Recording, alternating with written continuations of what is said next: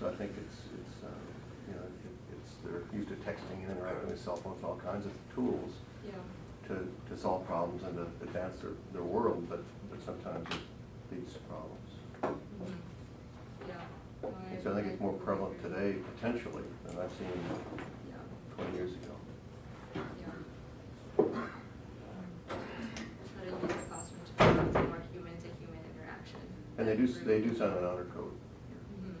I think it's good to remind them at the beginning of the class too, especially one that, as Linda said, is multidisciplinary.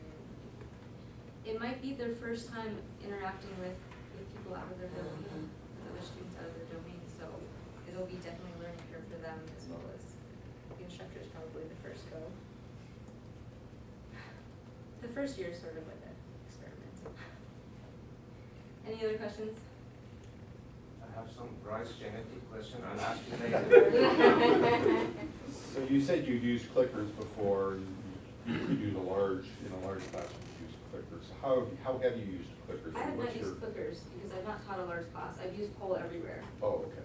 And Poll Everywhere is this app where you can design different sorts of questions. So it can be like Clicker, but it's a little bit more flexible. So you can have like people drop dots on a map if you want to say like, you know, where do you come from? So for my class in West Africa, it was really useful because they were coming from all over West Africa, and so they would put a little pin. Of course, it took 30 minutes to load. That didn't work. But then you could also ask them to do open-ended, like what species are you working on? And there was a bunch of them on cassava, so then you get those word blob figures where cassava would be really big and some would be really small. You can have, but it's nice because it creates a little anonymity, so there's less.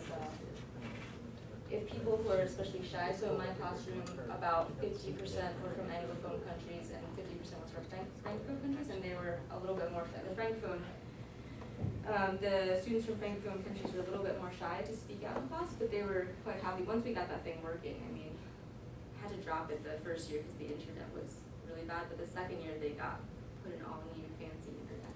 Are the results on their phone or the results? The results show up, and they show up theoretically on the fly. So as soon as they put it in, it pops up, as long as the internet works. Have you found that has encouraged the actual discussion among them by relieving some of that tension and I think I don't know. People are so used to communicating through media, and maybe it is more comfortable. It definitely gets them to engage, and certainly for clickers, like I've been in large classrooms myself, of course, and you know, I'm half asleep for part of the time. But then as soon as they have a question on the board, multiple choice, you have to like suddenly wake up and think about it and put in an answer. So even if you just woke up for that minute, you're there, right? But yeah, definitely open suggestions to how to engage with larger classrooms. So I use my clickers in large classes, about 180 students. So okay, about 150 actually show up. And, it's good for that, but it's also nice for me to, as a check on how I'm doing as a teacher. And are they actually understanding the concept that I'm giving to them? And if not, then clearly I need to do something different in that explanation. So it kind of goes both ways. Yeah. At least for me. That's a good point. And I think what you're doing here today works. I think in a class of 50 that I teach, you know, you don't have to use a clicker to ask a question. You can just ask questions. You know, too bad that people like Torbert are in the class. Harass, you know, rabble rouse. Yeah, harassing. Yes, Instructor. and I serve to keep the class lively. You do. After I asked the question, there were more questions from the audience, and I was trying to help the process. But you realize that at your age you're still an undergraduate? Yeah, I'm an undergraduate. What are you gonna Can measure I your plant life? you in my classrooms to stimulate discussion? It might stick out. About continuing education. I also learned, even in big classes, that if it's quiet for too long, you know, 15, ask them to get, and actually I learned, I just do it from the get-go, get in little groups of 2 or 3 and just give them 30 seconds to discuss it. Then they have some level of confidence that somebody else also agrees, and then they respond. Yeah, exactly. Yep. So Diane, what part, you look like you enjoy teaching, what part do you enjoy the most? I enjoy interacting with students, interacting with people the most. Because then it's a feedback. Otherwise, it can be like an energy suck, right? Yeah. Because you put a lot of prep time into these lectures, and then you get up, and if there's no engagement, it can be very difficult. So are you saying you like interacting with rabble rousers? That's why I find giving seminars at is very difficult, because it is a one-way. What part do you like the least? Ooh, yeah, grading. Yeah. It's terrible. No, it is. Handwriting is getting a lot worse. So grading the open-ended questions are.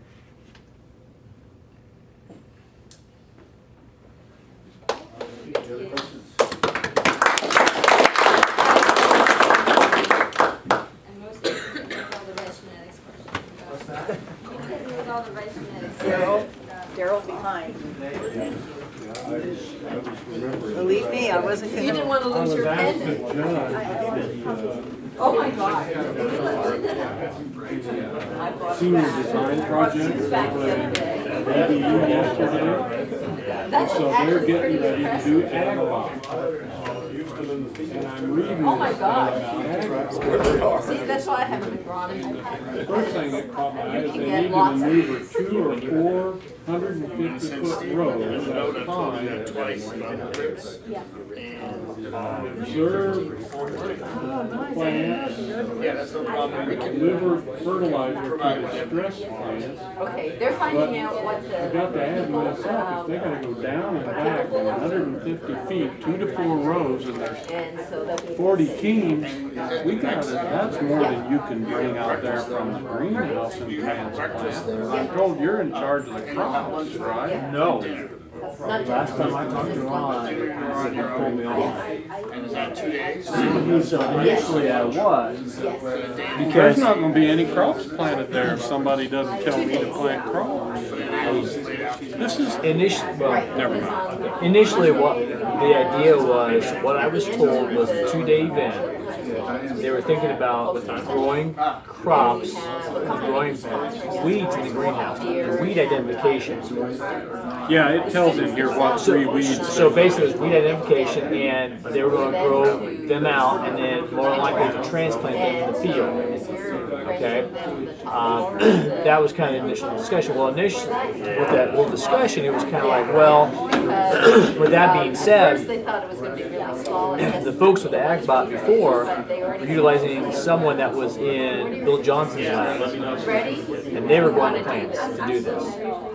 And then they were going to go in contact and work through them to do these plants again.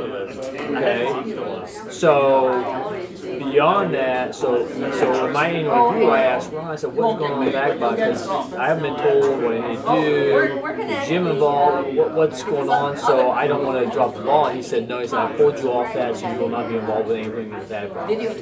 Okay. So that, I don't know. Well, these boys are expecting 2 to 3 inch tall corn down the road.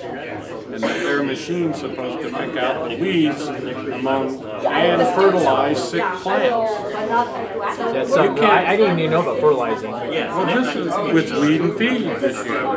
Well, see, I mean, initially when it got started, it was just weed identification to separate the crop from the weed. So plant the crop and transplant weeds in is all I knew, and then the other one was just taking soil samples. And that was initially what I was told, and that's it. So I really don't know.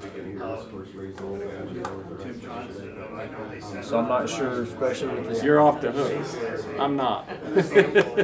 Well, it's. I mean, And I talked to him about that. if it dried up right now, I'm not sure I could have 2 or 3 inch tall corn out there by 2 with soil temps and stuff. I mean, and it's gonna rain all next week.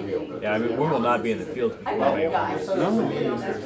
I would, I gotta go see Ron. I would talk to Ron and say, I mean, this is a planting situation, what, yeah, I know, with everything in marketing. Yeah. We can't, And that's what I we said, it's cannot, not like he's having to put in an I take it he's not in today, or We're he's just in gonna here. show the results. yeah. Yeah. But he needs to be basically. aware of, And so I said, and then when obviously, the everybody weather else got situation together, and they said, what oh they're my hoping to do. God, if there was a good, big difference. And you may just wanna ask them what Such a the big thing, plant, conference that we're able to show them. you know, what is actually And if there's required, not, what is actually then needed. I'll ask Erica. She's supposed to be our departmental manager. The change in the Yeah, okay. All right, well, very good. I will be in touch. Yeah, and so we're hoping, right? Like now, it looks like we're gonna be minimally 200 people. That's great. So, That's great. And where are you coming from? from, like, it's amazing. So, I think we've done a pretty good job advertising, and sometimes on some of them, we don't even know what's wrong. Because we have a number of people from industry coming